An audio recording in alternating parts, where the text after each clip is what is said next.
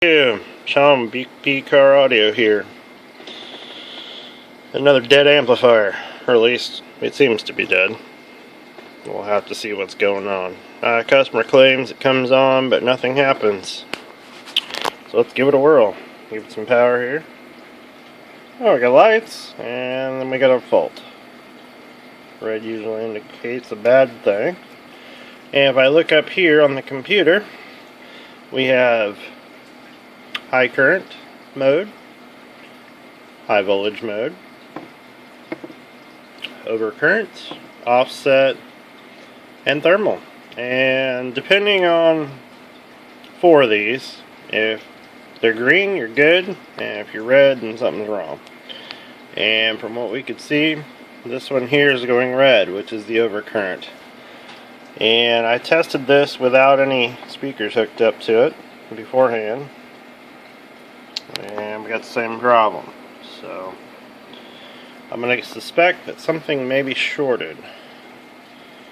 So let's have a look on the bottom side and see what's going on. Alrighty, we got this thing flipped over.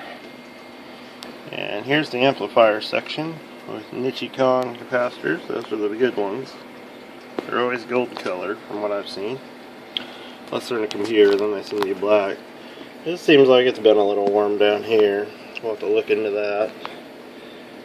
Mitsubishi transistors. May have a hard time getting those if it's one of those, but you never know. People on outlets have better ones. And you'll notice something here. We have double bias resistors on these 2 channels. This is the C and D channel. And this 2 channels it doesn't. And I think that's the only reason why this can handle more. If you see, it's almost like in a different model. This board is used for multiple different ones. Then we got the power supply over here.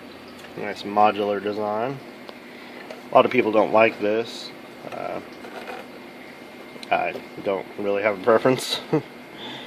And yeah, this is something else I noticed on the power supply. Okay, so we have fully populated on this side. You got your MOSFETs there, resistors. And on this side, you have two blank spots and then 2 more.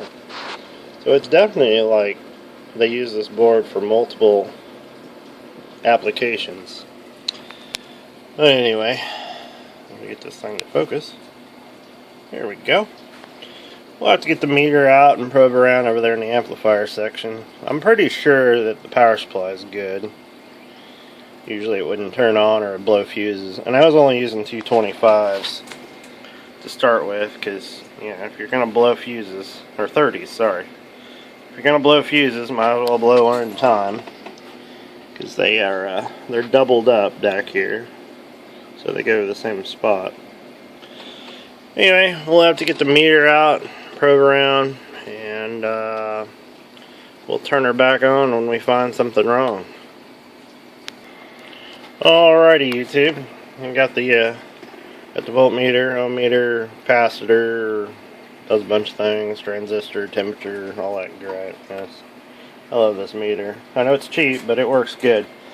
A little word of wisdom. You're going to work on an amplifier testing stuff. You want to make sure it's unplugged. And we got her unplugged here from the wall and the power. And that way you don't blow your meter up. I've been fortunate not to blow on it, but heck, you never know. Anyway, we'll start over here. And I know they're in circuit, so somebody will probably talk about that. But I've had a pretty good luck with testing stuff in circuits. So it's going up because there's capacitors in there and it's charging. And that's perfectly fine for what I'm trying to figure out. Because if I got a definite short, you will see it here. But since we have infinite ohmage so far, we're looking good. Yeah, you heard it go off. That's because I was touching the center and the center there. Anyway, let's try this one. Yeah, looking good so far. Yeah, looking good so far. Oh, there's our corporate right there. Well, maybe not.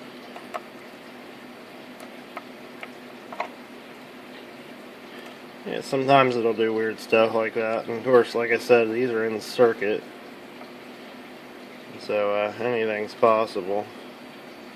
Wow, no image at all. Or that could be the problem too. It could be a blown transistor. So you never know. Oh, there we go. That looks suspicious. It's not completely shorted, but it's oh yeah, it is. Right there. We got our center to the probably the emitter, which is the output of some transistors. So we'll have to check that one out right there. I'll go ahead and check the rest of these off camera, and then we'll get back to you. Back again. It's amazing how one transistor can mess up your whole day.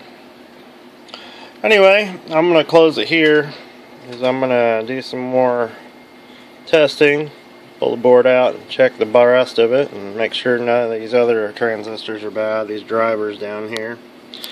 These are also drivers on the back of these, in case anybody's wondering what they are.